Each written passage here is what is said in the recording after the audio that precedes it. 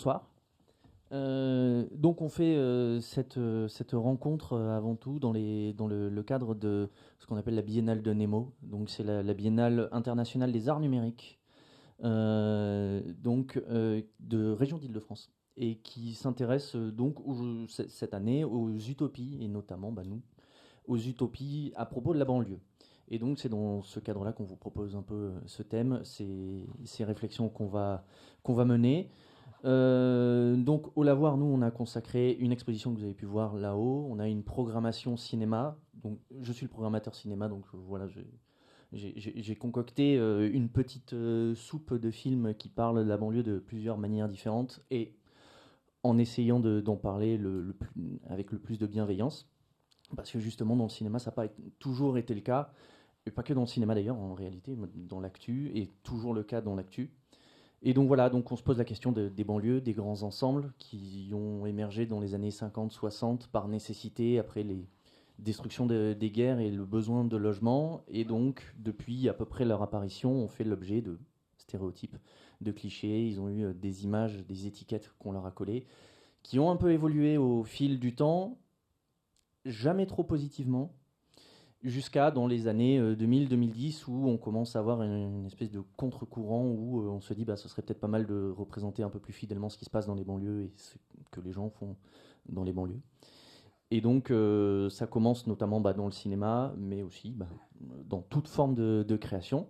Et donc on va un peu questionner tout ça, les représentations qu'on a des banlieues, les représentations qu'on a eues, qu'on a maintenant, qu'on pourra avoir dans l'avenir. Et on va se poser ces questions-là donc avec nos deux invités, donc qui sont Assia Labas, bienvenue, qui est donc artiste et journaliste, et Renaud Epstein, qui est sociologue et qui est docteur en sociologie à Sciences Po à Saint-Germain-en-Laye. Plein de titres. Surtout Du coup, pour clarifier, si vous voulez bien, est-ce que vous voulez nous parler rapidement un peu de vos parcours et de comment vous êtes amené à réfléchir sur la banlieue? Ok.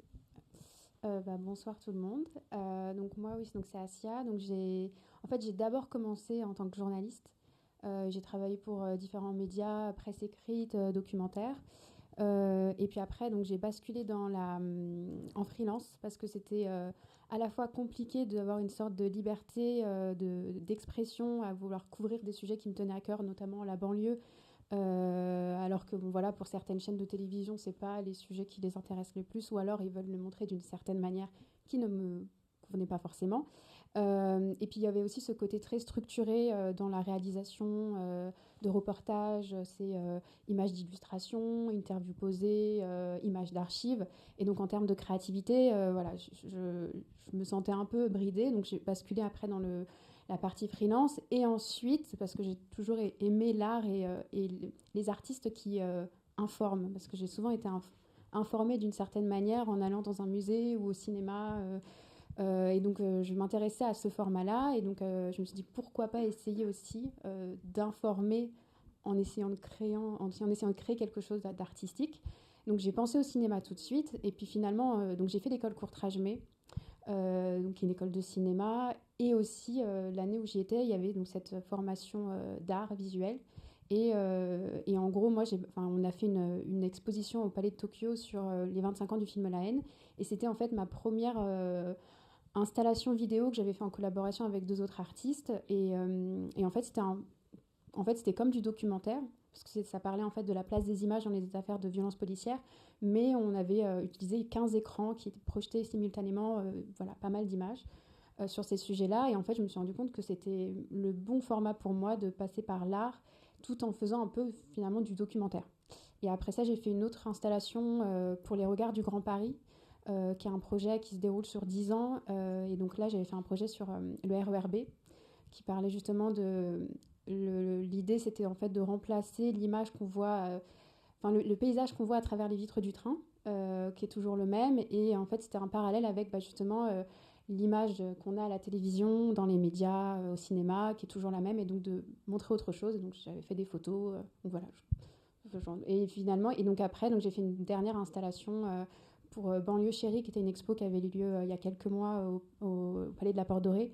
Et on montrera peut-être un extrait. C'est reprendre une sorte de format de feed Instagram pour montrer un peu la manipulation des images. Donc voilà, donc finalement c'est plus de l'art maintenant, mais avec un fond de journalisme. Voilà. Renaud? Ouais, donc moi je suis prof de socio, mais en fait je fais plutôt ce qu'on appelle la sociologie politique de l'action publique. Je ne vais pas définir ce que c'est, mais pour dire que ce que je fais n'a rien à voir avec ce dont on va parler. Si ce n'est que mon objet, l'objet que je regarde, ce sont depuis très longtemps, ce sont les politiques publiques qui sont dirigées vers les banlieues. Alors pas toutes les banlieues, mais les quartiers défavorisés des banlieues. D'ailleurs, c'est toujours cette question. Ce dont on parle le plus, voilà, au final. ces quartiers dont on parle, comme avait écrit le titre d'un livre publié en 91. Donc moi, je travaille là-dessus depuis très longtemps, et il se trouve que en 2003, il y a eu un programme de démolition des quartiers qui a été lancé par Jean-Louis Borloo, le programme national de rénovation urbaine. Et pour moi, ça a marqué un petit virage, non pas sur ma pratique, mais sur une chose, c'est que depuis que j'ai commencé à travailler sur les quartiers, et ça remonte à il y a très longtemps, hein, j'ai fait mon mémoire de DEA, donc ça vous donne une idée pour mon âge, quand je dis DEA et pas M2, en 94, à Roubaix. Et depuis, j'ai sillonné un grand nombre de quartiers, et chaque fois, j'essayais de trouver une carte postale du quartier. Parce qu'on en trouve, on en produisait, et puis on en vendait encore dans les quartiers jusqu'au début des années 2010. Et donc je me suis mis à accumuler une grande masse comme ça de cartes postales, hein, j'en ai aujourd'hui 4000, de cartes postales de grands ensembles. Et quand il y a eu le programme de Borloo qui a été lancé en 2003, un programme qui promettait finalement de démolir, de faire disparaître ces quartiers, ces cartes postales que j'utilisais pas vraiment, que j'accumulais comme on accumule parfois quand vous alliez en vacances, vous achetez des cartes postales, pas pour envoyer, mais pour ramener. Moi, je les accumulais comme ça. D'un seul coup, je me suis dit que ces cartes postales, elles avaient un autre sens historique. C'était vraiment les traces d'un monde qui était promis, appelé à disparaître. Et donc, je me suis engagé dans une collecte assez systématique pour avoir comme ça des cartes postales de l'ensemble des quartiers qui étaient promis à la démolition. Je suis à peu près parvenu. Et il se trouve que, comme bilan, je les stockais dans des boîtes à chaussures, dans des trucs. Et puis, je ne sais pas pourquoi, j'arrive toujours pas à me souvenir pourquoi, en 2014, je me suis dit, tiens, je ne vais pas les laisser dans les boîtes à chaussures. Et je me suis mis à les scanner. Et chaque jour, j'en publiais sur Twitter, à l'époque où c'était un réseau à peu près fréquentable. Donc, j'avais une série qui s'appelait Un jour, une ZUP, une carte postale. Et chaque jour, je publiais une carte postale. Et ça a été un truc assez dingue. C'est-à-dire que ça a suscité une masse de réactions, de followers. Moi, je suis habitué à parler. J'étais en fait dans les followers. Voilà, moi qui suis chercheur en sciences sociales, je suis habitué à parler à 12 personnes qui sont mes collègues, quoi, hein, ou mes doctorants ou mes étudiants, mais ils n'ont pas le choix. Là, d'un seul coup, j'avais 25 000 followers, je publiais la moindre de cartes postales, j'avais plein de réactions, des commentaires, et j'ai compris, au-delà du plaisir narcissique des réseaux sociaux, hein, j'ai compris qu'il se jouait quelque chose dans le rapport à ces images très particulières que sont les images de cartes postales, de grands ensembles. Et c'est à partir de là que je me suis mis, j'en ai fait un bouquin, et puis je me suis mis à être invité, plus dans des colloques, mais dans des lieux plus sympas comme ça, donc c'est super. Et nous, on est le lieu le plus sympa d'ailleurs. L'un des lieux. Du coup, Assia, tu suivais son compte? Oui, en fait, quand tu m'en as parlé, parce qu'on a un peu parlé avant, on ne se connaissait pas, et en fait, maintenant, je le suivais. Et j'attendais de voir, parce que moi, je suis du 95, c'est de voir des cartes postales de chez moi. Justement, je suis en train de défiler quelques petites cartes postales dont tu viens de parler. Voilà, on va les voir. C'est peut-être l'occasion pour moi, pour commencer par une petite question, que je me suis peut-être poser les bases. Elle va être très directe et peut-être un peu compliquée et très généraliste. C'est quoi une banlieue? On va commencer par la base. Mais en plus, il y a un gros débat. C'est quand est-ce que s'arrête la banlieue ou commence la campagne? Pour moi, la banlieue, par exemple, c'est les villes de l'Île-de-France hors Paris, par exemple. Alors que des personnes vont dire que certaines villes du Val d'Oise ou des Yvelines, parce qu'il y a des champs, alors c'est la campagne. Je ne suis pas du tout d'accord. Parce que je considère que j'habite en banlieue et pas à la campagne. Mais voilà, et puis après, je pense que c'est les villes qui entourent dans la métropole. Enfin, je ne sais pas trop après les termes. Et c'est forcément urbain. Là, on voit dans les cartes postales, on est clairement dans du béton. Est-ce que voilà, c'est la banlieue, c'est urbanistiquement que ce genre de ce qu'on peut voir en fait. Moi, c'est vrai que c'est la première chose à laquelle je pense. Hein. Béton, grands ensembles, grands pavés, Créteil, quoi. Faut pas me lancer un universitaire sur la question de la définition de banlieue. Non, c'est l'horreur. Non, mais quoi. Y a des définitions géographiques qui sont multiples. Moi, ce que je trouve important, c'est peut-être moins qu'est-ce que c'est que la banlieue, que qu'est-ce que ce mot, aujourd'hui, dans le débat public français, évoque. Et symptomatiquement, quand on parle de banlieue, pratiquement tout le monde se construit une image qui est celle que vous voyez là. La banlieue, on parle de problèmes des banlieues, on parle de crise des banlieues, on nous parle des grands ensembles d'habitat social, des périphéries, des métropoles. À la différence que ces photos, elles ont l'air propres. Enfin, ça a l'air propre. Dans le stéréotype des banlieues, on s'attend à voir un peu des voitures cassées, brûlées. Oui, mais ça, c'est le stéréotype des cartes postales. Et une carte sûr. postale, c'est toujours beau. Oui. Et une carte postale, il n'y a jamais de voiture. Mais même quand vous allez, et puis quand vous prenez une carte postale d'une plage, il n'y a jamais personne sur la plage. Oui, c'est vrai. C'est nickel, il n'y a pas de pub, il y a pas, voilà. Donc, de ce point de vue-là, pour les banlieues comme pour les cités de banlieue comme pour le reste, voilà, c'est avant tout des images de cartes postales. Donc voilà, je pense que bon, on peut définir géographiquement, historiquement, ce qu'est la banlieue. Moi, ce qui me semble important, c'est de se dire, finalement, en tout cas, c'est comme ça aussi que j'ai compris quadriller le débat. C'est qu'aujourd'hui, quand on nous parle de banlieue, on ne nous parle pas de... Moi, j'enseigne à Saint-Germain-en-Laye. C'est la banlieue, Saint-Germain-en-Laye. Il n'y a pas de doute géographiquement. Saint-Germain-en-Laye, vous vous baladez à côté, Paris, c'est la misère, quoi. Hein, donc la banlieue, c'est un territoire, c'est un espace qui est hyper contrasté, où vous avez de l'urbain dense et du rural, des espaces peu denses, vous avez de la pauvreté, de la richesse. Voilà. La banlieue, elle se définit avant tout dans le fait que ce n'est pas le centre. Voilà, c'est un espace commandé qui dépend du centre, mais ce n'est pas le centre. Mais ensuite, on peut rentrer dans des débats qui seraient infinis. Il y avait un sketch d'Haroun, je ne sais pas si vous voyez ce comique, Haroun, non. Et en gros, il parlait de la banlieue d'une certaine manière, et en fait, il disait qu'il y a Neuilly. Neuilly, c'est la ville qui n'accepte pas d'être en banlieue. Parce que voilà, et c'est vrai que par exemple, la banlieue, on pense tout de suite à la cité, au 93, c'est comme si aussi la banlieue, c'est que le 93. Et que dans le 93, il n'y a que des cités alors que ce n'est pas le cas, et que toutes les cités, par exemple, du 93 sont toutes où ça se passe mal. Enfin, pas du tout. Moi, par exemple, du côté de ma mère, ils sont presque tous dans le 93. C'est là où, justement, moi, l'idée du RER banlieue venait un peu de ça. C'est que j'ai grandi en y allant très régulièrement, en étant dans une cité quand j'allais chez ma grand-mère, en étant dans des maisons quand j'allais chez certains oncles et tantes. Et c'était cette vision-là que je ne voyais pas forcément. Que je ne voyais pas du tout, même dans les médias ou dans les séries télé ou dans les films. Et c'était un peu en réponse à cette frustration que j'ai décidé de faire ce projet. Donc voilà. On a Belette Secrète sur Twitch qui demande qu'est-ce que c'est une ZUP ? Merci Belette Secrète pour cette question. Non, je crois que Twitch, c'est comme ça qu'on parle, non Oui. Alors, une ZUP, c'est une zone à urbaniser par priorité. En fait, c'est une procédure qui a été lancée en 1958 pour répondre aux besoins gigantesques de logements. Il manquait 4 millions de logements en France. On était dans un état de crise. Aujourd'hui, on est pas mal, mais c'était encore pire.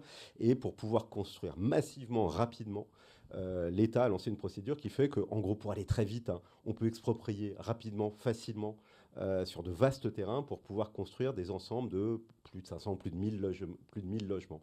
Donc, en fait, les ZUP, c'est vraiment les cités les plus massives, pour aller vite, il y en a à peu près 200 qui ont été construites en France, à peu près 2 millions de logements qui ont été construits et qui ont permis, entre 1958 et 1973, c'est à peu près la fin de la construction, sur 15 ans, de résoudre la crise du logement en France.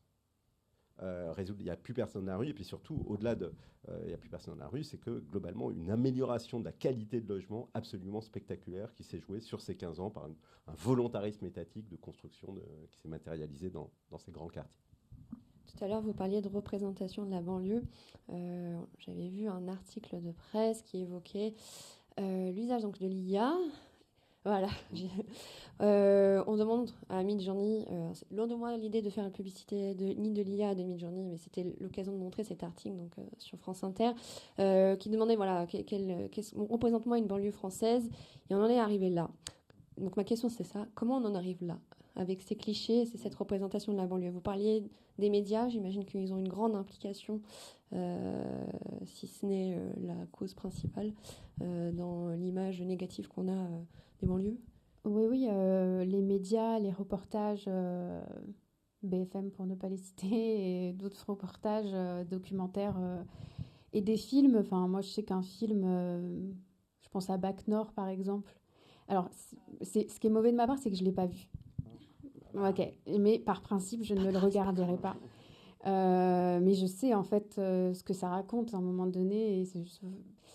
Et c'est bon, c'est la banlieue enfin, c'est à Marseille, mais bon, je pense que c'est d'une certaine manière, ça parle d'une banlieue de Marseille. Enfin, après, moi, ce que je trouve, ce qui est dommage, c'est que les grands médias donc mainstream qui touchent la masse, en fait, toute la population, c'est eux, on va dire, qui ont le micro et qui ont le monopole. Et les personnes qui sont derrière savent qu'il y a comme un business en fait, que c'est de l'audimat déjà, si vous mettez un reportage sur des voitures qui brûlent, puis il y a aussi des volontés politiques, on sait qu'il y a aussi des influences derrière, donc il y a de ça. Et puis côté fiction, moi j'avais travaillé, comme j'avais fait Courtrage, mais à un moment donné j'avais travaillé en tant qu'assistante dans des pool de scénaristes pour travailler sur une série télé qui se passait en banlieue. Et vraiment, c'était... donc j'ai un peu vu de l'intérieur finalement, donc sans vouloir faire une généralité, mais bon, quand on voit aussi les séries télé sur la banlieue, c'est toujours la drogue, la délinquance, le terrorisme. L'islam, c'est pas bien. L'islam, on peut pas être libre quand on est musulman, alors c'est totalement faux. Et en gros, je voyais que par exemple, les scénaristes, ils avaient un peu une liste de faits divers. Et en fait, ils se sont dit, voilà, ça c'est bien, ça c'est voilà, c'est intéressant et compagnie. Sauf qu'en fait, c'est comme si on regardait tout négativement, on prenait que tout ce qui est négatif et on le mettait sur 40 minutes.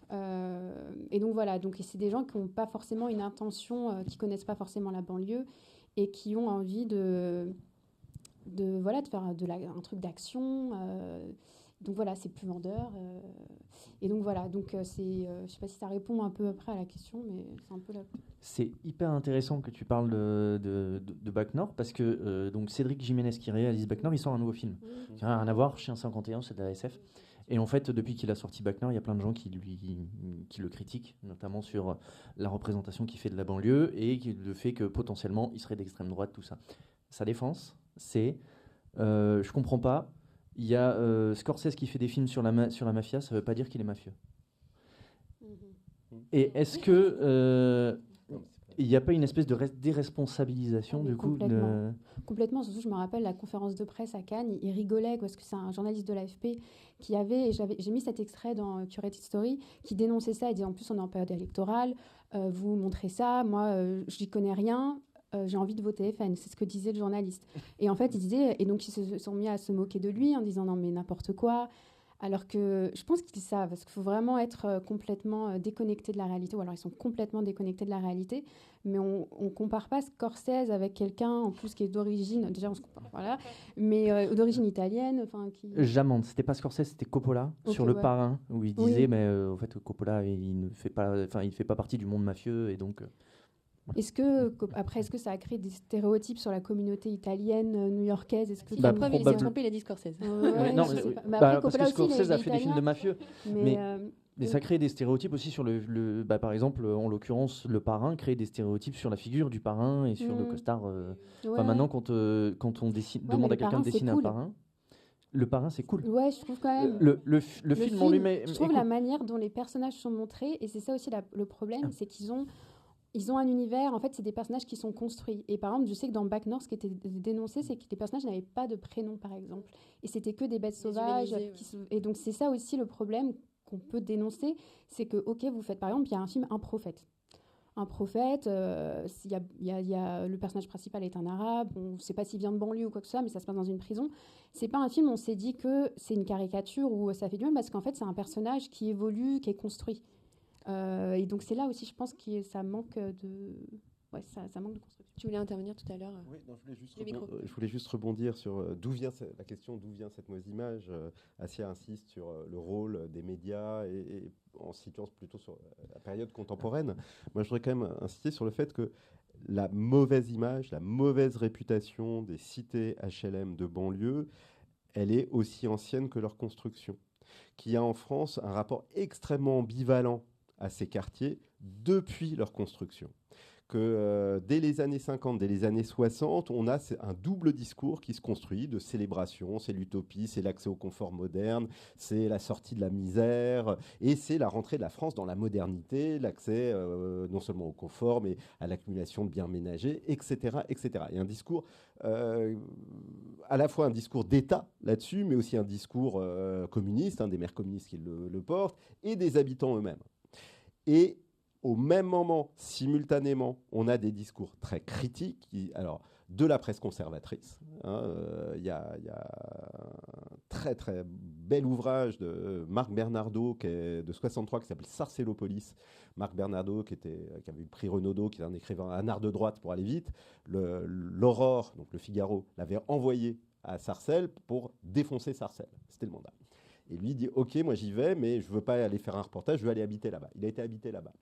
Et il a fait à la fois des papiers de dénonciation du caractère inhumain de Sarcelles et des papiers qui célébraient Sarcelles. Il incarne un peu cette ambivalence qu'on avait à l'époque, et une ambivalence cette double dimension qui a assez rapidement disparu. Dès la fin des années 60, début des années 70, le seul discours qui continue d'être tenu est un discours critique, dénonciateur. Alors que ce soit dans la presse, déjà dans les années 70, faut revoir, ça vous les trouverez en ligne, une émission qui était sur Antenne 2 qui s'appelait La France défigurée, qui a été une émission extrêmement marquante dans l'histoire du rapport au paysage, à l'urbanisme. Quel titre! Ouais.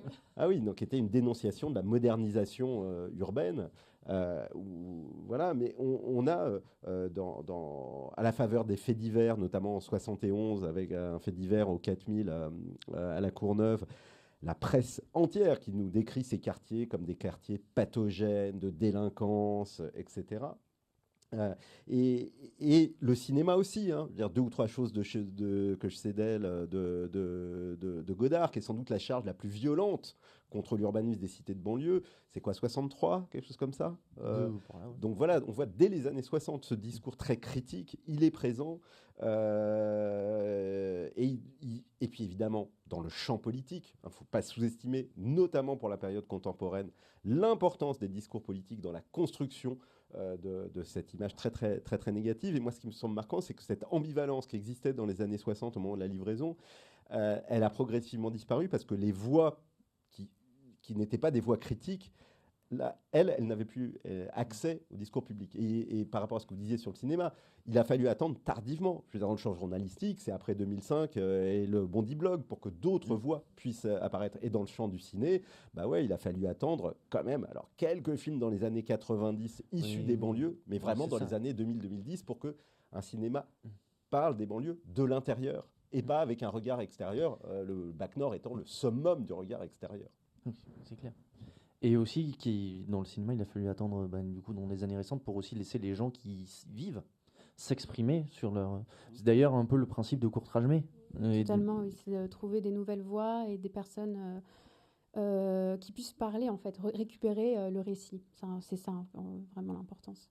Mais après, on parle de banlieue, mais finalement, moi, ce que je me pose comme question, c'est est-ce que c'est vraiment la banlieue le problème, et c'est pas plutôt ses habitants issus de l'immigration, tout simplement. Parce qu'en soi, la banlieue avait été construite aussi pour loger ces personnes. C'est aussi les personnes issues de l'immigration, de la colonisation, qui ont construit les banlieues. Et c'est pour ça que, pour moi, c'est juste une manière d'exprimer juste le racisme, et que c'est pas uniquement du béton qui dérange.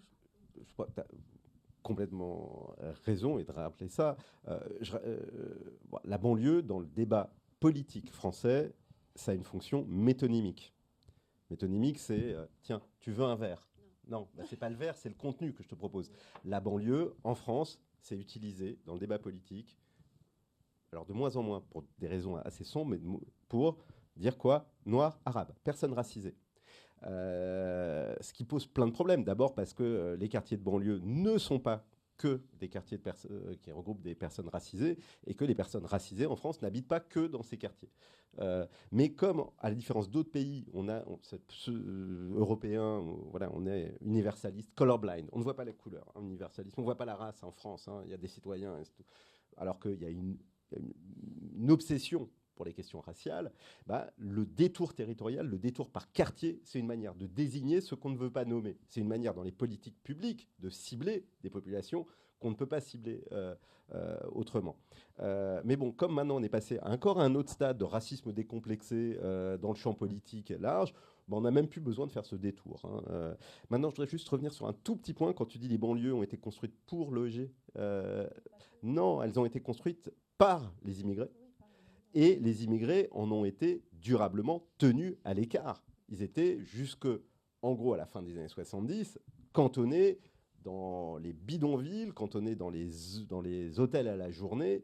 Et il a fallu attendre vraiment le milieu des années 70. Alors, ou bien quand il y avait des immigrés qui logeaient dans ces quartiers, c'était dans des bouts de quartiers bien particuliers, ceux où on avait construit des PSR, le logement social le plus bas de gamme. Voilà. Mais quand ces quartiers sortent de terre dans les années 50, il y a même une série d'articles retentissants dans Le Monde de Gilbert Mathieu, qui est un journaliste, qui dénonce ces quartiers, qui dénonce en disant quoi? Mais ça, il n'utilise pas le terme, mais il n'y a pas de mixité. Mais ce qu'il veut dire là, c'est quoi? Mais il n'y a que l'élite ouvrière, les classes moyennes, les cadres. Il n'y a pas d'immigrés, surtout pas. Voilà. Donc, cette association qu'on fait aujourd'hui entre une forme urbaine et un type de population définie sur une base ethno-raciale, c'est quelque chose qui émerge vraiment à la fin des années 70 et qui se cristallise dans les années 80 avec la marche pour l'égalité, avec les rodéos, les émeutes des Minguettes, etc. Je le dis juste pour le public qui est là, parce qu'on parle de transformation urbaine. L'équipe du Lavoir numérique gère aussi la programmation de la Maison Douaneau. Et il se trouve qu'en ce moment même, on a une exposition donc, à travers les photographies de Robert Douaneau. On voit l'évolution de Gentilly, qui est aussi une ville de banlieue. Et Gentilly a cette particularité où elle a été pendant longtemps le déchet de Paris, pour aller rapidement. Et donc là, on voit dans cette exposition, donc en ce moment même jusqu'en juin, on voit l'évolution entre les années 40 et 80, et notamment ces bâtiments qui sont les ancêtres des HLM qu'on appelait les HBM, Habitations Bon Marché. Et donc à travers le regard du photographe qu'on connaît assez bien, Robert Douaneau, on voit cette évolution-là. Et il est très attaché à Gentilly. Et juste pour boucler la boucle, il connaissait le lavoir, puisque le lavoir, ça a été réellement un lavoir bain-douche à l'époque où il n'y avait pas encore de confort mondain dans les bâtiments. Et donc ce lieu a été réhabilité aussi. Et donc voilà, c'était juste faire un petit clin d'œil à notre prog. On a une question sur Twitch qui va nous amener dans un espèce de tunnel, mais qui peut être intéressant. Je vais lire la question qui a été posée par Dostoïevskian. Pardon, excuse-moi. Il fallait choisir un pseudo plus facile à lire. Et ensuite, je vais vous poser une question à vous. La question est un peu longue, mais en gros, il ou elle dit qu'il ou elle vient de banlieue en Belgique et que malgré la vision assez mauvaise des cités et des banlieues, il ou elle trouve que le discours montre une certaine réalité d'insécurité et qui est croissante et nonobstant une réalité réelle qui reste évidente lorsqu'on y vit depuis plusieurs années. La question que je vous pose, c'est partagez-vous ce sentiment sur le fait que les insécurités augmentent? Oui. C'est partagé. Moi, non, perso, je suis en banlieue. Je trouve pas.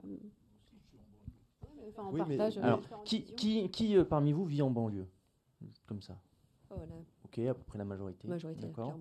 Qui est d'accord, du coup, avec monsieur, il y avait la question. Ok. Quoi, en fait, on touche là le cœur du problème. Le cœur du problème, c'est pas la délinquance. Le cœur du problème, c'est la construction d'une image unitaire d'un ensemble qui est hyper diversifié. Et qu'est-ce qu'on met derrière la banlieue, l'insécurité en banlieue? Quelle banlieue? Alors, je dis pas simplement parce qu'il y a Saint-Germain-en-Laye, Neuilly, mais il y a Sarcelles et Grigny. Mais voilà, la banlieue de Vierzon, elle existe, la banlieue de Nantes, elle existe. Et les quartiers, y compris ceux qui ont la même forme urbaine, ces quartiers de grands ensembles, qui ont, si on regarde du point de vue des statistiques de la population, le même degré de concentration, des difficultés sociales, ont des réalités, des expériences pour leurs habitants qui n'ont rien à voir. On a de toute évidence un nombre de quartiers croissants qui sont aujourd'hui gangrénés par le trafic. Mais ça reste une minorité des quartiers de grands ensembles. Et encore, gangréné par le trafic, du deal dans les cités, il y en a toujours eu, mais pas que dans les cités. Hein. Moi, j'habite à Ménilmontant, je peux vous amener dans plein de points de deal. Simplement, les formes du deal ont changé, la visibilité du deal a changé, les formes de régulation du commerce ont changé, et donc ça produit de la violence. Mais on est en train on participe en ayant ce type de discours sur les banlieues. Est-ce que l'insécurité augmente, diminue en banlieue? La construction d'une unité de choses qui sont tellement diversifiées, y compris à l'échelle d'une commune. Des communes qui comprennent plusieurs cités de banlieue, il y en a certaines qui vont très mal, d'autres qui vont bien. Et puis, suivant les périodes, suivant les moments, ça va évoluer. Donc, voilà, faut se méfier aussi de ne pas faire ce qu'on reproche au cinéma, ce qu'on reproche à la presse, de construire cette catégorie unitaire qui fait que quand il y a un fait divers dans une cité, à la Courneuve, dans une cité, on va parler du problème des banlieues. C'est pas parce qu'il y a un viol qui a lieu dans le 16e arrondissement qu'on va parler du problème des bourgeois. Alors en plus, d'autant plus parce que c'est pas les mêmes stéréotypes qu'on colle à la population aussi. Et on n'a pas le même angle de vue et on regarde pas aussi attentivement dans le 16e que dans les banlieues. Oui, après l'insécurité des personnes peuvent vivre de l'insécurité comme vous ou comme cette personne sur Twitch, mais tout autant à Paris que à Lyon. Enfin, c'est juste, voilà, c'est comme tu dis, de faire cet aspect très réducteur. Mais c'est comme aussi avoir un regard réducteur sur une personne, par exemple, de se dire, cette personne, elle porte des lunettes, donc je pense qu'elle est comme ça. Enfin, voilà, c'est des biais, ça comme ça. C'est des biais, des stéréotypes. Bon, on a aussi des enquêtes de victimation. Je ne parle pas des données statistiques de la police, parce que les données statistiques de la police renseignent l'activité policière et ne renseignent pas la délinquance. Mais on a des enquêtes de victimation qui sont organisées tous les 2-3 ans, où on prend des échantillons de large de Français, on leur pose des questions sur leur sentiment d'insécurité, leur expérience de l'insécurité, etc. Alors, et on ne va pas rentrer dans la technique, mais on fait des suréchantillonnages des quartiers pour avoir des effectifs qui ont permis de dire ces choses. Et oui, les populations vivant dans ces quartiers sont plus souvent confrontées à de l'insécurité que les personnes vivant dans d'autres territoires. En même temps, quand on prolonge ça par des entretiens qualitatifs, qu'on interroge ces gens, on se rend compte que les problèmes d'insécurité vécus par les habitants de ces quartiers, ils ne s'expriment pas dans les mêmes termes que l'insécurité vécue par Dostoïevskian ou par quelqu'un qui habiterait en plein centre-ville. Où l'insécurité est une expérience qui mêle insécurité sociale et insécurité liée à la délinquance. Et on a dans ces quartiers des personnes des quartiers qui concentrent des personnes dans des situations plus souvent précaires, plus souvent difficiles, des conditions de vie plus difficiles, des fragilités sociales plus difficiles et des dépendances beaucoup plus fortes à un certain nombre de services publics. Et ce qui est vécu comme une insécurité, c'est l'insécurité dans le rapport au logement, dans le rapport au travail, dans le rapport au déplacement et aussi dans le rapport à la délinquance. Mais c'est une dimension qui est qui n'est pas secondaire, mais c'est une dimension parmi d'autres. Alors que pour Dostoïevskian et pour un certain nombre d'autres personnes, on vous parle d'insécurité. L'insécurité, c'est juste la perspective de la menace, de la confrontation à la délinquance. Après, c'est souvent en fait ces thématiques-là qui reviennent pour la banlieue. Et on ne parle pas des problèmes liés à l'école. Le fait qu'il n'y ait pas beaucoup de profs, le fait que les classes sont surchargées, le fait qu'un prof de Saint-Denis ne va pas avoir le même prof dans le 4e arrondissement de Paris. Les problèmes de transport, en fait, c'est ça où en gros, la vraie vie quand on est vraiment en banlieue, c'est ça le quotidien. Et l'insécurité peut exister, comme n'importe où. Mais en vrai, aujourd'hui, on parle que de la banlieue par rapport à ça. Et je trouve qu'il y a d'autres sujets qui sont beaucoup plus importants, qui ne sont pas du tout traités. Et voilà, toutes ces inégalités qu'on peut vivre.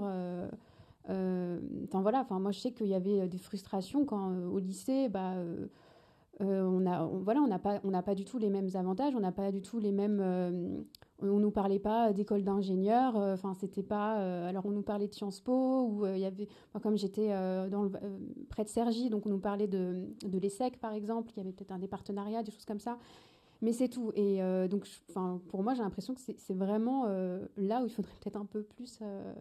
mener le débat, je parle pas de ce soir, mais je parle dans le débat public, dans le débat public en tout cas. J'ai envie juste, mais c'est très bien de faire le switch, montrer du coup l'œuvre que tu avais présentée à Banlieue Chérie dans le cadre de l'exposition, au Palais de la Porte Dorée dans le cadre de l'exposition Banlieue Chérie, pour boucler sur l'influence des médias sur la représentation des banlieues, du coup, on va dire. Est-ce que tu peux me parler un peu de la genèse de ce projet ? En gros, l'idée, c'était un peu de mêler la manière dont fonctionnent les pensées. La manière dont, par exemple, une pensée, quand on est tout le temps dans un flux dans notre tête de pensées négatives, voilà, en fait, comment naissent les pensées ? C'est de se dire, voilà, il y a une pensée qui peut naître de cette personne m'a mal regardé, donc je pense que cette personne ne m'aime pas, donc je ne vais pas aller lui parler. Donc c'est un peu, on a une croyance qui entraîne une pensée et qui entraîne une action. C'est un peu la même chose par rapport aux informations. Les informations donnent en fait une sorte de croyance de ah bah voilà, dans les banlieues il n'y a que des voitures qui brûlent, donc tiens, je viens de rencontrer une personne qui vient de banlieue, je ne vais pas lui parler, sûrement il va m'agresser. Ils vont brûler ma voiture. Ouais. Oui, ils vont brûler ma voiture. C'est un peu cette manière-là, en gros, de dire que voilà, qu'en gros, quand le flux des médias, des informations est totalement négatif, forcément, on va avoir une vision qui est négative sur la banlieue. Et donc là, l'idée... C'est super cette phrase. Comment on fait pour réduire le QI juste extraordinaire. Désolée, mais voilà. Ouais, bah tiens. Voilà, regardez la télé.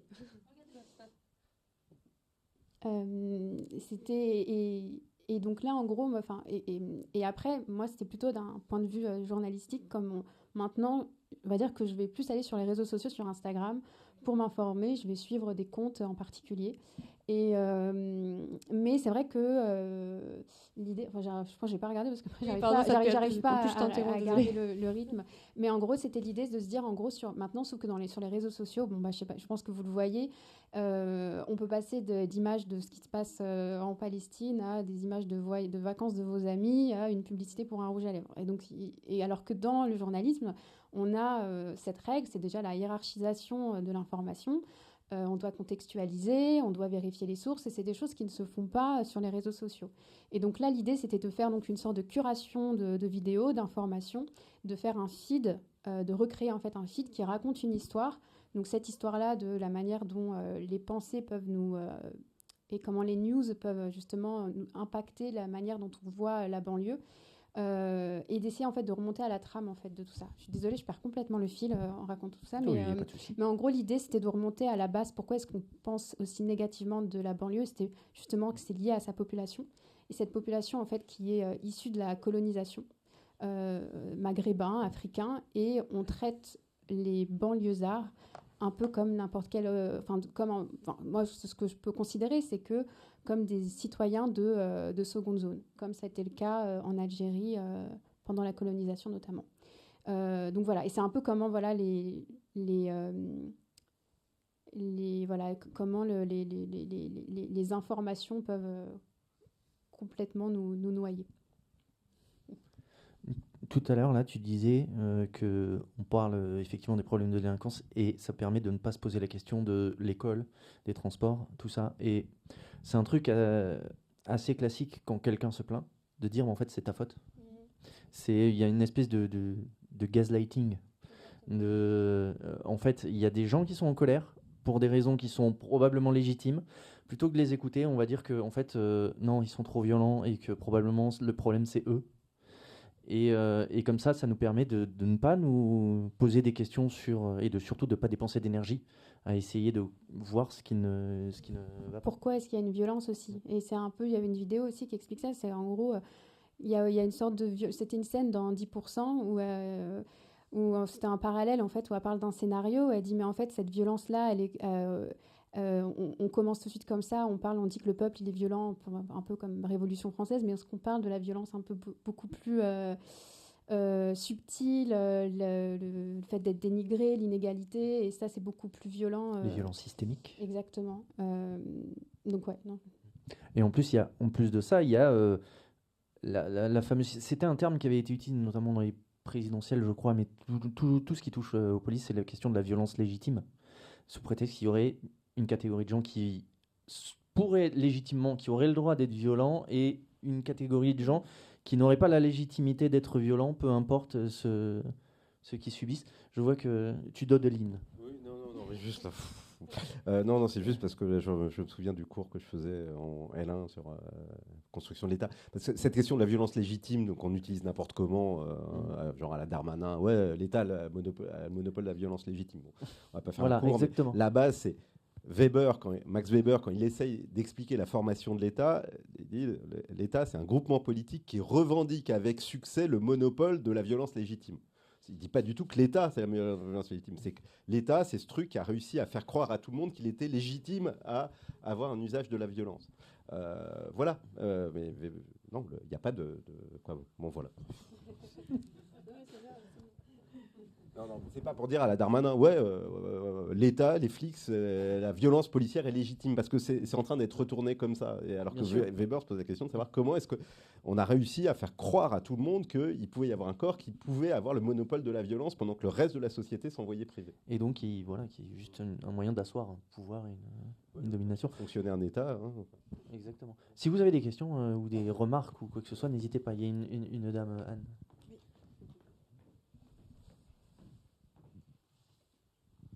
Merci, bonsoir. J'ai une question par rapport à l'éducation dans les banlieues. Est-ce que vous savez comment sont déterminées les cités éducatives et les autres formes de prise en charge de l'État pour des banlieues dites plus compliquées à gérer pour l'enseignement? Bon. Alors, si on parle des politiques d'éducation prioritaires menées dans les banlieues, il y a deux couches, on va dire celle qui est née en 82 avec Savary, ce qu'on appelait les ZEP, ce qu'on a appelé ensuite les REP, qui ont pris plein de noms successifs, qui sont des politiques vraiment de discrimination positive, qui consistaient à allouer des moyens spécifiques aux bahuts les plus en difficulté. Alors, la manière de déterminer quels sont les bahuts les plus en difficulté est évaluée au fil du temps. Aujourd'hui, voilà, on a des critères qui sont à peu près stabilisés, mais globalement, c'est sur des indicateurs sociaux. Et globalement, les ZEP, c'est quoi? C'est un peu de moyens supplémentaires. En gros, un peu plus de profs pour réduire la taille des classes, l'équivalent de en moyenne 2 enfants de moins par classe. Et donc, c'est un vrai coût, d'ailleurs, pour l'éducation nationale, hein, mettre plus de profs pour avoir 2 enfants de moins par classe. Sauf que la réalité, c'est qu'on met beaucoup moins d'argent. L'État consacre beaucoup moins d'argent aux bahuts en ZEP qu'aux autres bahuts, que ce soit dans les espaces ruraux, que ce soit dans les centres-villes. Pour une raison toute simple, c'est que vous pouvez mettre plus de profs. Qui sont les profs qui y a en ZEP? Des jeunes, capétiens, au mieux, maintenant contractuels. Qui sont des profs qui sont en milieu rural ou dans les centres-villes? Des vieux agrégés. Plus vieux, plus souvent agrégés. Donc, qui coûtent beaucoup plus cher. Donc, vous pouvez mettre plus de moyens, dire on met plus de moyens dans les ZEP. La réalité, et ça, c'est plus que solidement établi, hein, ça ne veut pas Cour des comptes, etc. De fait, on dit on met plus, on fait de la discrimination positive, mais ce n'est pas vrai. La collectivité nationale consacre beaucoup moins de moyens pour les enfants des prolos que pour les enfants des bourgeois. Ou pour les enfants pas que des bourgeois d'ailleurs. Voilà, ça c'est la première chose. Les ZEP, critères plutôt sociodémographiques. Les cités éducatives, qui est un dispositif, alors tout le monde ne connaît peut-être pas, qui a été lancé il y a 5 ans maintenant. Ouais, non, un peu plus même. Un peu plus, et qui est moins directement centré sur l'école que, en gros, pour soutenir l'ensemble d'un tissu associatif pour faire du périscolaire, pour aller vite. C'est un mode de sélection qui s'est opéré sur un mix entre des quartiers, des indicateurs sociaux, mais aussi des endroits où il y avait un projet qui était porté par les villes, et projet porté par les villes et l'éducation nationale, ce qui n'est pas toujours facile, parce que l'éducation nationale, pour qu'elle accepte d'avoir un projet qui soit porté avec d'autres, c'est toujours compliqué. Mais voilà, donc là, on est sur un mix de critères plutôt statistiques, sociodémographiques, et des critères qui renvoient plutôt au dynamisme du territoire, des acteurs du territoire, le tissu associatif, les collectivités locales, les mairies, beaucoup, et souvent un bahut, souvent un proviseur. Du coup, en termes de pistes pour renouveler la représentation des banlieues, on évoquait donc l'impact des médias. Donc, il peut y avoir aussi un contre-pouvoir des médias. Donc, tu parlais de Bondi Blog. Est-ce que tu as d'autres exemples de médias indépendants comme ça pour lesquels tu as participé aussi, qui peuvent participer à donner une autre image de... Alors, j'avais travaillé, moi, j'avais écrit pour le Bondi Blog, mais je sais que sur les réseaux sociaux, sur Instagram notamment, il y a... Écho des banlieues, banlieusards nouveaux, c'est des comptes où c'est vraiment des reportages en plus qui sont hyper bien filmés, où c'est des gens de l'intérieur qui racontent des histoires du quotidien ou parlent aussi de sujets, voilà, soit de success story de jeunes qui ont lancé leur entreprise, ou alors de sujets de violence policière par exemple. Donc, et c'est là où justement, ouais, donc c'est Banlieusards Nouveau. Ouais, je suis sur Banlieusards Nouveau. Donc il y a pas mal de choses.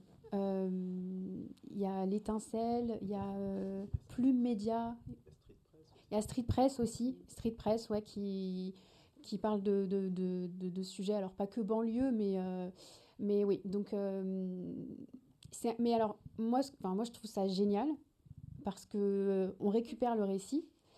Le seul truc que je trouve dommage, c'est que si on est, c'est que je pense que ça touche les personnes concernées, mais je pense que les personnes qui ont plus besoin de voir cette vision-là ne vont pas la regarder, parce que ça va pas du tout arriver. Ça les intéresse pas. Ouais, ça les intéresse pas, et c'est là où c'est l'algorithme. C'est l'algorithme, c'est pas leur intérêt, c'est l'algorithme. Ouais, c'est l'algorithme, et c'est pour ça que malheureusement, si on n'a pas un documentaire sur France 2 à 20h50. Si on donne pas, par exemple, à Banlieusards Nouveau l'opportunité, je sais que Street Press à un moment donné ils avaient fait un documentaire. Il y a Arte aussi, je crois, on avait trouvé. C'est ça, non? Oui, mais alors là c'est un reportage sur eux, mais que eux ils puissent réaliser un documentaire qui soit diffusé. Et la fausse, c'est un milieu qui est très fermé, hein, et c'est ça en fait qui est dommage. Je sais qu'il y avait un documentaire qui était sorti sur France 2, c'était Noir en France, je crois, et c'était plein de témoignages de personnes connues, pas connues, et je trouvais qu'il était vachement bien parce que ça donnait de la parole. Donc par contre c'était fait par une boîte de prod, après je ne sais pas exactement qui l'avait réalisé, mais celui-ci il était vraiment bien. C'était en plus à 20h50, et il faudrait qu'il y ait beaucoup plus de contenu comme ce qu'on voit sur les réseaux, mais qui occupe, on va dire, la partie mainstream. On n'y est pas encore, mais j'aimerais bien en voir plus souvent. Moi. Non, on n'y est pas encore, et bon, je suis désolé de dire les choses de façon peu enthousiaste, mais on a perdu sur cette idée qu'on pourrait, par les médias, changer cette image. On est rentré dans une époque de guerre culturelle, et dans cette guerre culturelle, les cités de banlieue populaires et réunissant massivement des personnes racisées sont les cibles. De personnes et de groupes d'intérêt et de groupes économiques qui ont beaucoup plus de pouvoir et une capacité d'emprise sur le débat public beaucoup plus forte que la déstructuration. Voilà, moi, très bien que France 2 diffuse ce très bon reportage, ce très bon docu, très bien. Mais voilà, c'est le passé, la télé. Qu'aujourd'hui, la guerre, elle se joue ailleurs, que les algorithmes surdéterminent les choses et que vous pouvez faire tous les docus que vous voulez, qualité, etc. Voilà, l'algo de X, ou d'autres, ou même d'Insta. Alors, je sais pas pour TikTok, mais voilà, YouTube, va faire que ou YouTube, faire que les personnes qui sont sensibles à des discours stigmatisants vont être enfermés dans ces bulles de filtre, et ils n'auront jamais accès à ces images. En fait, moi, je me disais, ce serait bien qu'à un moment donné, la banlieue ne soit plus un sujet. Qu'en fait, on ait que des histoires, que les personnages principaux ont une vie, accessoirement, ils vivent en banlieue, mais que le banlieue ne soit pas le centre du film. Et je pense que le jour où on arrivera à faire ça... La fin du film de banlieue. Ah ouais, vraiment bien. La fin. Mais c'est ça. Et puis je pense qu'il y avait aussi un débat. Qu'est-ce que le film de banlieue? Est-ce que c'est un genre? Je sais plus. Est-ce que ça existe? Est-ce que ça existe vraiment? Qu'est-ce qu'on range dedans? Est-ce que tout ce qui brille est un film de banlieue aussi? Qui se passe en banlieue, hein, d'une certaine manière, et que ça parle aussi de filles qui, voilà. C'est à un moment donné. Est-ce qu'il y a aussi de la comédie? Mais voilà. Donc moi, c'est un peu ça. Je trouve que pour le moment, moi, j'ai pas encore trouvé le film de banlieue où je me dis ah ouais, c'est vraiment ça. On a une question en bas. Non. C'était pas une question, c'était juste pour revenir sur votre vision un peu défaitiste des réseaux sociaux. Moi, personnellement, j'ai grandi à Neuilly, et donc j'ai eu cette vision des banlieues qui m'était transmise par les médias, par la famille, par toute la société autour. Et j'ai énormément changé d'avis, et je me suis vachement réinterrogée sur ces sujets grâce justement aux réseaux sociaux et aux personnes qui parlent de leur vie différemment, ou aux militants antiracistes et pro-décolonisation qui m'ont permis de vachement réinterroger justement ce qui m'était transmis par les médias. Et du coup, je ne serais pas aussi défaitiste que ça, parce que mine de rien, ça atteint quand même des gens qui ne s'étaient pas forcément posé la question et qui n'étaient pas forcément... Tu avais cassé l'algorithme alors. Peut-être. Non, mais c'est pas ça. Je pense c'est en quelle année? Parce que ce qu'on appelle les réseaux sociaux et les algorithmes, ce n'est pas la même chose en 2025 de ce que c'était en 2015 ou en 2020. Voilà, et on a vu, pour toutes les personnes qui étaient sur Twitter, on a vu comment, à la suite du rachat de Musk, comment des changements qui nous sont imposés dans l'algorithme change radicalement l'expérience, ce à quoi on est exposé, mais radicalement, et ça en quelques mois. Et donc, je pense qu'il y a cette dimension-là. Et puis, par ailleurs, l'effet des réseaux sociaux, c'est pas simplement qu'on va avoir accès, on va être enfermé, c'est que ça survalorise les visions polarisantes et les visions spectaculaires. Le problème des réseaux sociaux, c'est pas simplement que vous allez être dans une bulle, parce qu'on peut éventuellement s'échapper de la bulle, sauf sur TikTok, parce qu'on maîtrise pas son algo, mais on peut s'en échapper si on veut.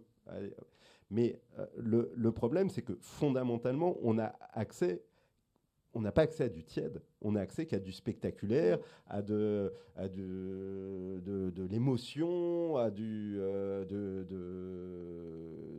l'insatisfaction, de la colère, dans un sens ou dans l'autre.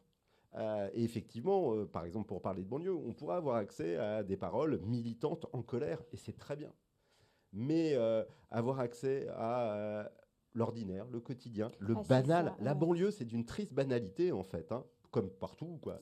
Et ça, le banal, c'est pas très sexy, un chat mignon ou un flic qui tabasse ou un flic qui se fait tabasser, ça, c'est intéressant.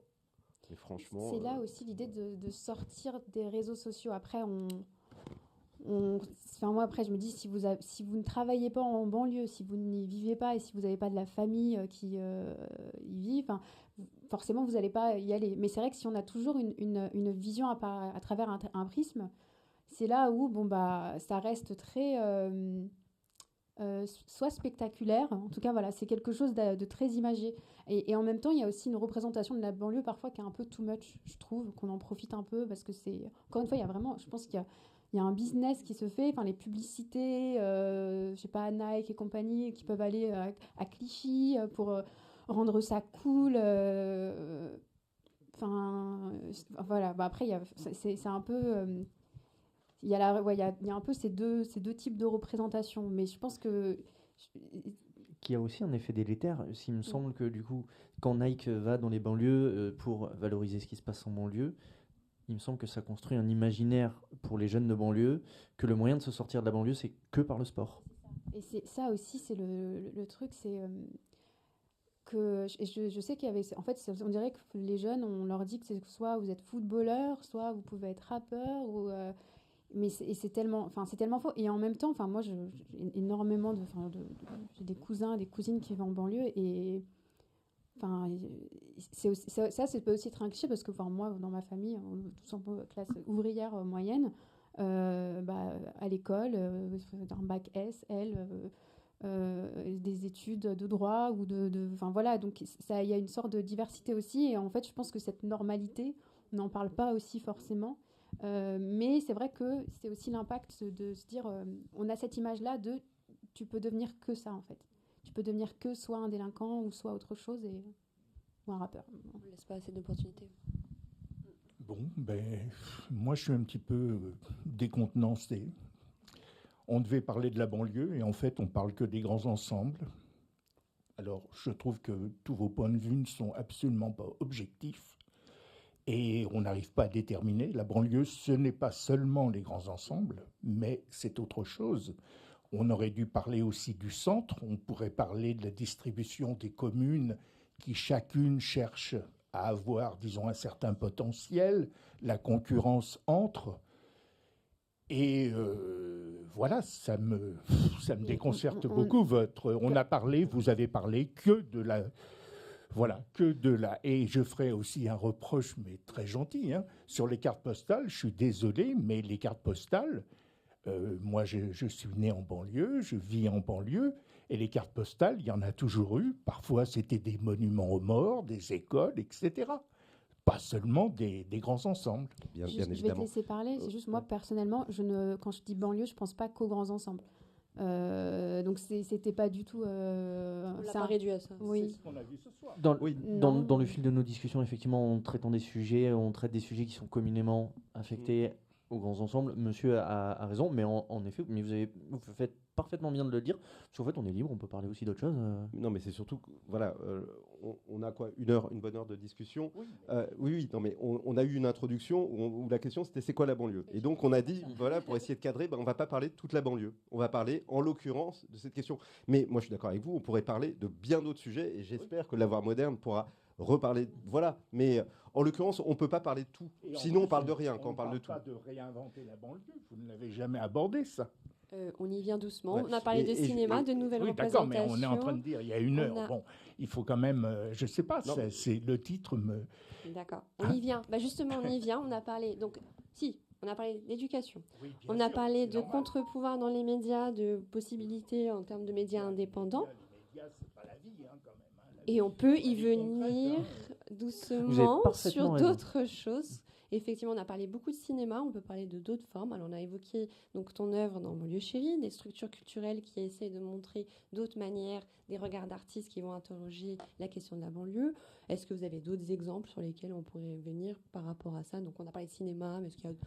Oui, bah après, je pense qu'il y a la littérature. Je pense. Alors, j'ai pas encore lu Annie Ernaux, mais justement, un de son bouquins justement qui parle des Trois Fontaines, qui est le centre commercial à Cergy. Donc moi, je viens de ce coin-là.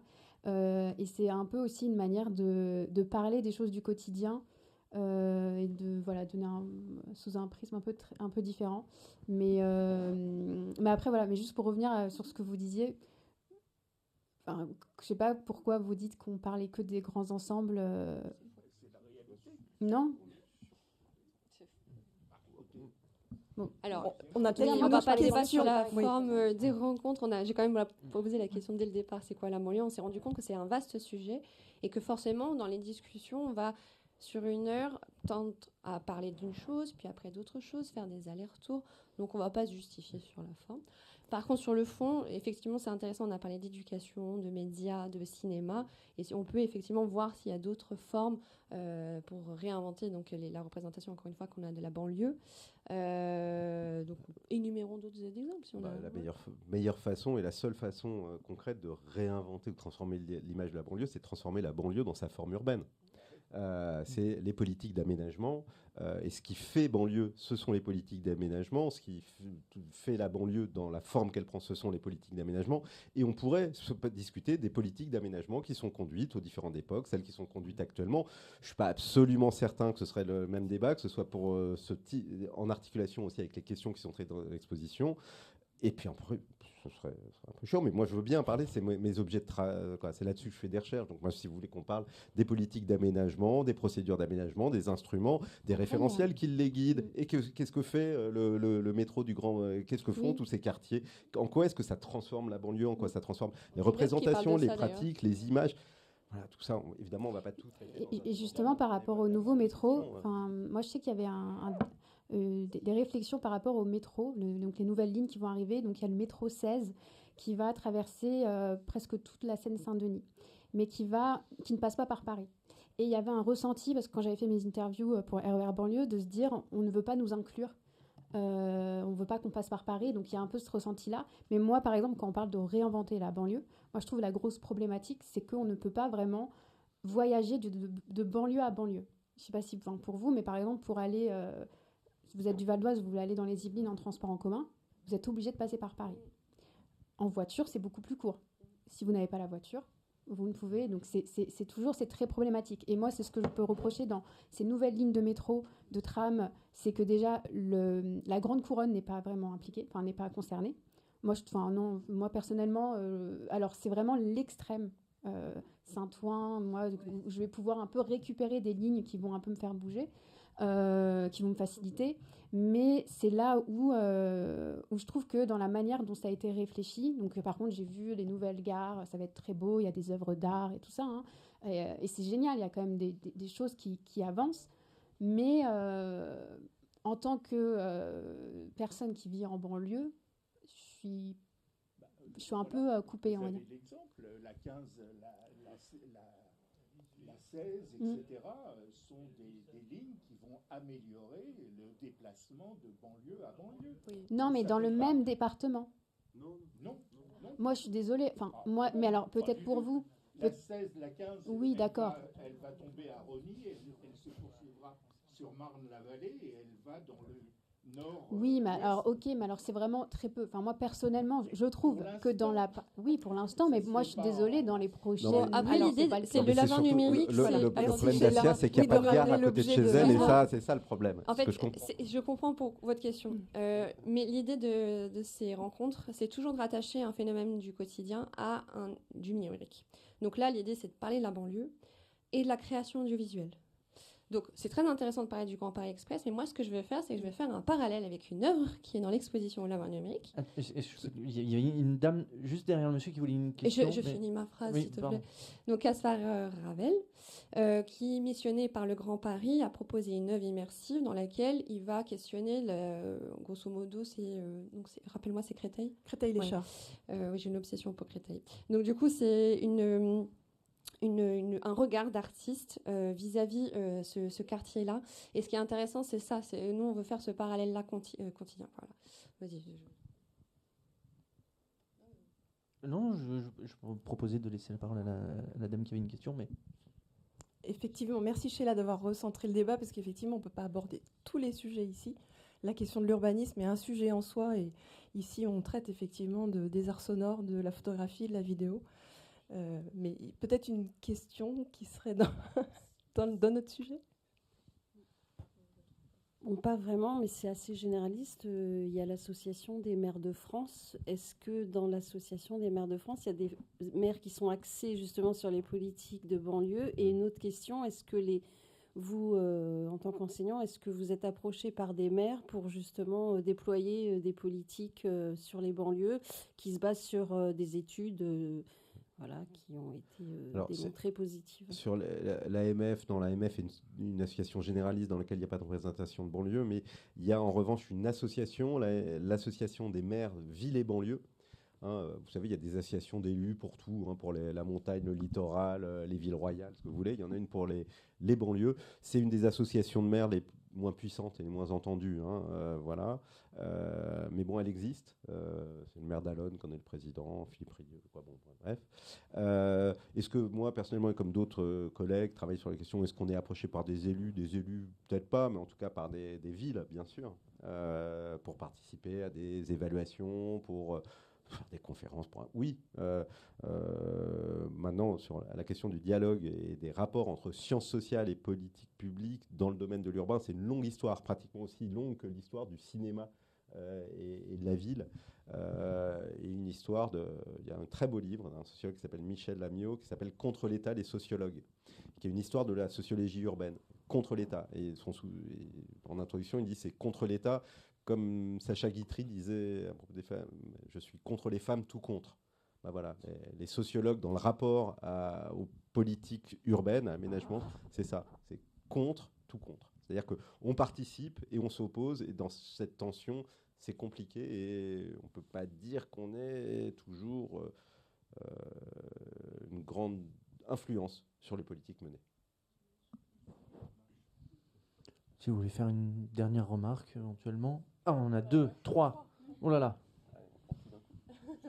Vous parliez du Grand Paris tout à l'heure. Il y avait pendant des années des appels à projets culturels, justement. Et donc, l'IA qui pose la question. Et c'est généralement pas forcément des gens du coin qui proposent des actions culturelles là-dessus, mais ça permet quand même de créer du lien. En partie, on se dit, est-ce que c'est parce que justement il y a un grand rien ou il y a un terrain vague, il faut en faire quelque chose? Donc, quelle est votre évaluation de ce type de politique? Parce que j'ai l'impression qu'il y a beaucoup d'initiatives, mais voilà, de l'intérieur ou en tant que sociologue. Je vous avoue, je suis pas vraiment politique publique, c'est pas vraiment mon domaine, donc je sais pas quoi vous dire. Non, alors, sur 2 trucs. D'abord, premièrement, le fait de filer du pognon par le biais d'appels à projets, c'est l'assurance que ce ne seront pas les habitants ou des artistes issus du cru qui vont l'avoir. Parce que l'appel à projet, c'est un processus de mise en concurrence qui juge sur d'autres critères que spécifiquement l'ancrage et la connaissance intime du lieu. Ensuite, pour autant, un artiste extérieur à un territoire peut dire des choses extrêmement pertinentes sur le territoire. Voilà, donc moi, je n'ai pas un truc de localisme par nature. Maintenant, il y a peu d'évaluations qui ont été faites à ma connaissance là-dessus. Moi, je pourrais en parler d'un pan bien particulier qui sont toutes les interventions artistiques dans les opérations de rénovation urbaine, mais je ne voudrais pas revenir encore une nouvelle fois au quartier, donc je ne vais pas le faire. Non, voilà, quoi.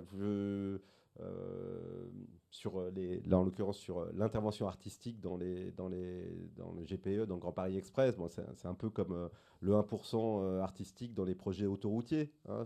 Je sais pas, quand vous prenez l'autoroute, vous voyez toujours des sortes d'œuvres d'art, quoi, parce qu'on vous dit que c'en est, donc c'en est. Quand même, qui ont très très mal vieilli, qui ont perdu toute signification et toute valeur esthétique. Bon, voilà, on est dans la poursuite de cette politique. J'ai un peu de mal à voir, mais on jugera dans le futur ce que ça a pu produire. Moi, c'est pour revenir sur la question des représentations, parce que vous parlez de cinéma, de réseaux sociaux, mais vous ne parlez pas de musique. Et je pense que le rap français, ça contribue beaucoup à l'image de ce qu'on se fait des banlieues, et que justement, c'est des récits qui sont dits par des personnes qui vivent ces réalités-là, et en même temps qui participent à l'image hyper négative des banlieues qu'on voit un peu partout. Et même quand c'est pour dénoncer, ils participent en même temps à cette image-là. Je voulais savoir ce que vous en pensiez. Oui, enfin, en fait, ce qui manque, c'est même parfois, il y a même des... On parle de la musique, mais aussi par exemple dans le cinéma, où il y a des acteurs, des personnes qui sont issues de la banlieue et qui vont faire des choses complètement caricaturales.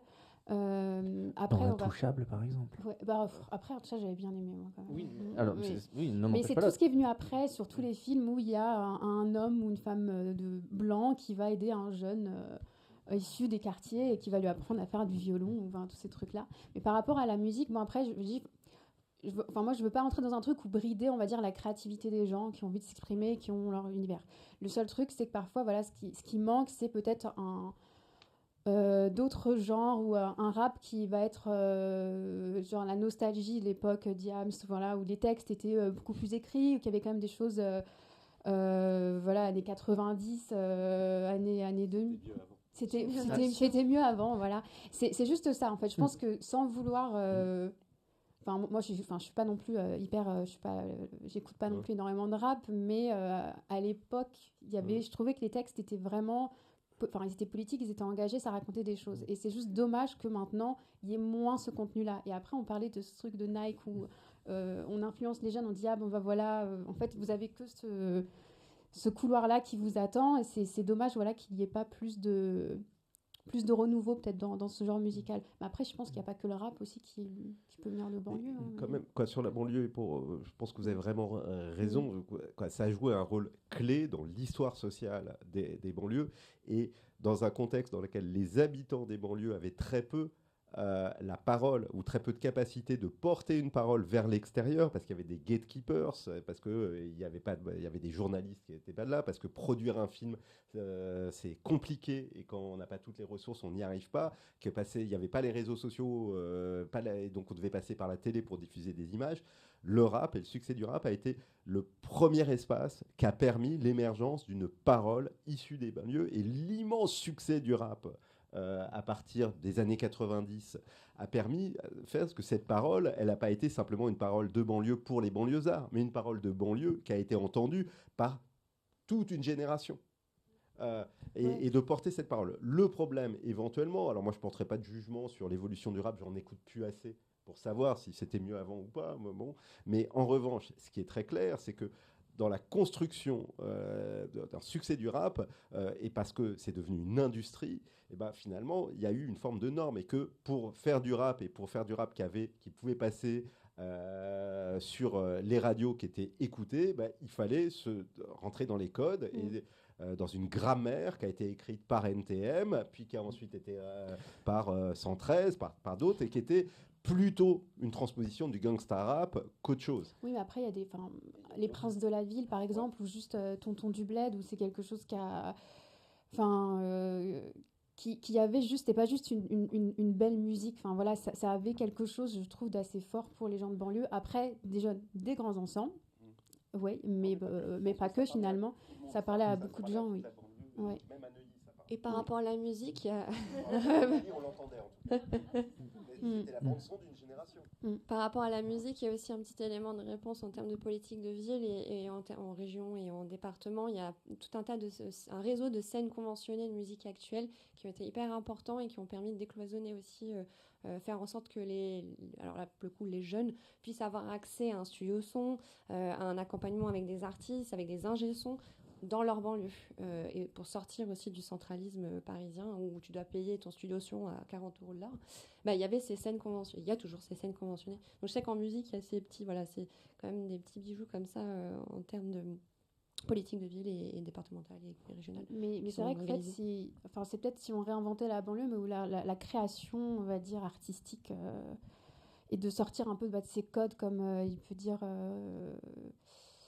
Mais voilà, mais c'est difficile. Je pense que c'est difficile de sortir soit de ces normes-là, de ce business model. Enfin, j'ai l'impression que c'est... je pense que voilà, peut-être pour passer à la radio, oui, il faut peut-être avoir Enfin, faut que ça sonne d'une certaine manière. Et que ça ait certains textes, mais par exemple, tu parlais de Tonton du Bled et toute cette période NTM 113 où... En fait, même les médias s'intéressaient au rap pour chercher la petite phrase phrase qui dit nique la police, globalement. Où c'était ça qui faisait le succès de l'album, le succès du groupe, où c'était vraiment c'était désigné comme de la provoque, qui n'en était pas tellement. Je crois qu'on va se faire ban sur Twitch. C'est probable. C'est probable. Mais peut-être que maintenant, en fait, ce côté un peu provoque et contestataire ne vend plus autant. Et que donc ceux qui ils en font toujours, mais ils sont beaucoup moins visibilisés. Après, je suis pas vraiment au point vraiment pour parler du rap, parce que je suis pas du tout la référence. Mais oui, en tout cas, je suis d'accord sur le fait que ça participe à une représentation cliché. Et peut-être que voilà, ces personnes s'enferment peut-être sur un cliché, ou peut-être qu'ils sont juste envie d'être, voilà, ils sont comme ça, et que ça leur convient complètement, oui. Mais ouais. On va peut-être bientôt conclure. Je crois qu'il y a encore deux interventions. Deux interventions. Oui. Allez. Ah non, c'est bon. D'accord. Alors. J'ai l'impression qu'il y a de plus en plus d'initiatives. Vous parliez justement des scènes des SMAC. Et en fait, que ça soit la MC 93, il y a beaucoup de scènes locales qui, parce qu'ils se sont rendus compte qu'il y a beaucoup de Parisiens en fait qui vont voir les théâtres notamment en fait, mais c'est des Parisiens, donc pour justement qui tentent d'avoir en fait un lien avec les résidents autour. Et j'ai l'impression qu'il y a beaucoup de formations, d'initiatives qui, voilà. Je sais pas si. Moi, j'ai l'impression qu'il y en a eu beaucoup, mais que faut aussi être lucide. Hein. On est dans un contexte budgétaire très très dur et dans un contexte dans lequel les banlieues ont disparu, les cités populaires de banlieue ont disparu des priorités et de l'agenda politique. On a depuis 2017 très clairement une tendance à la baisse sur des ambitions et des moyens en direction de ces quartiers. Et depuis les Gilets jaunes et depuis l'instrumentalisation, la mise en opposition de la supposée France périphérique et de la banlieue, avec l'extrême droite et désormais la droite républicaine qui ont repris un dialogue qui est sur un discours qui est sur le mode on en fait trop pour les banlieues et pas assez pour le reste de cette France, des périurbaines, des villes moyennes, des petites villes en déclin. Il y a eu des transformations très nettes dans l'allocation d'un certain nombre de moyens et dans le contexte dans lequel le monde de la culture et des arts va s'en prendre plein la gueule, là où s'en prend plein la gueule, ça s'en prend plein la gueule, quand vous combinez culture et banlieue, qui sont deux entrées qui ne sont plus prioritaires, très clairement, qui ne sont plus prioritaires, voire qui sont désignées comme, non pas des ennemis, on n'est pas encore aux États-Unis, mais comme des problèmes, ça veut dire que toutes ces initiatives qui sont aujourd'hui, elles sont fragilisées, extrêmement fragilisées. Complètement d'accord, mais qu'est-ce qu'on fait demain? Parce qu'effectivement, la question, c'est si on réinventait. Donc, est-ce qu'en fait, on est sous la couette et on arrête? Ou est-ce qu'on fait quelque chose? Mais en fait, par exemple, juste une école comme l'école Courtrage-May, c'est hyper compliqué à financer. C'est hyper compliqué. Et quand on est freelance, moi je l'ai vécu, c'est hyper compliqué de trouver soit l'appel à projet qui va matcher l'idée ou de réussir à vendre tel article. C'est pour ça qu'aujourd'hui, les réseaux sociaux, par exemple, moi, Curated Story, donc c'est à la fois, c'était une œuvre sur écran au musée, mais je l'ai aussi laissé en ligne, parce que je me dis voilà, que déjà tout le monde ne va pas au musée, et puis voilà, essayer de faire vivre un peu l'œuvre après. Mais finalement, maintenant, voilà, c'est le seul endroit où on peut peut-être réussir à créer, à faire quelque chose, à avoir une plateforme en fait, à avoir un espace pour parler, bah, c'est les réseaux sociaux. On n'a pas parlé par exemple de Snapchat, qui est le French Snapchat, qui c'est le divertissement du monde. Enfin, je pense qu'il y a aussi d'autres moyens, on va dire, de s'exprimer. Mais le problème, c'est que on pourra pas, enfin, un artiste ou un journaliste, c'est très compliqué, par exemple, d'en faire son métier. Moi, je vous dis, ça ne peut pas être, moi, personnellement, mon revenu, c'est impossible. Surtout quand, voilà, ça prend du temps de développer des projets, des choses comme ça. Donc, aujourd'hui, c'est bien qu'il y ait des espaces comme ici, ou alors des lieux où on peut donner des endroits pour les jeunes ou des moins jeunes pour créer. Après, pour moi, la seule issue, entre guillemets, bah, c'est les réseaux sociaux. Bah, Banlieusards Nouveau, par exemple, c'est des médias qui sont sur Instagram, par exemple. Ils n'ont pas leur chaîne TNT. Par contre, certaines personnes vont pouvoir acheter un placement pour raconter ce qu'ils veulent, quoi. Donc, c'est ça. Pour moi, c'est le contre-pouvoir. Mais comme le problème, encore une fois, c'est que on ne se rencontre pas. Finalement, c'est difficile de toucher. Mais après, voilà, il faut se dire c'est petit bout par petit bout, quoi. Parfois, il y a des jours où ça va moins bien, on a envie de tout arrêter, ça sert à rien, on n'y arrivera jamais. Mais finalement, voilà, je pense qu'après, il y a toujours des nouvelles personnes qui arrivent, qui prennent la relève aussi. Et puis après, on se dit, ah ben non, finalement, il faut continuer. Donc, je pense qu'il ne faut pas abandonner, même si ce n'est pas facile tous les jours. Ça devient un bouche à oreille virtuel, aussi, du coup. Aussi. C'est là où l'Internet reprend sens dans l'Internet libre. C'est-à-dire qu'à un moment donné, c'est là aussi le contre-pouvoir se fait. Et potentiellement les alternatives à des médias qui sont de moins en moins indépendants. C'est ça. Du coup, tu disais qu'on était sur la fin, on a fait le tour du public, super. Merci pour cet échange. Merci Guillaume à la régie, Loïc à la réalisation, merci à nos merci à nos intervenants, Renaud et Assia, merci Benoît, merci Anne pour produire ça. Et merci Sheila. Et merci les internautes. Voilà.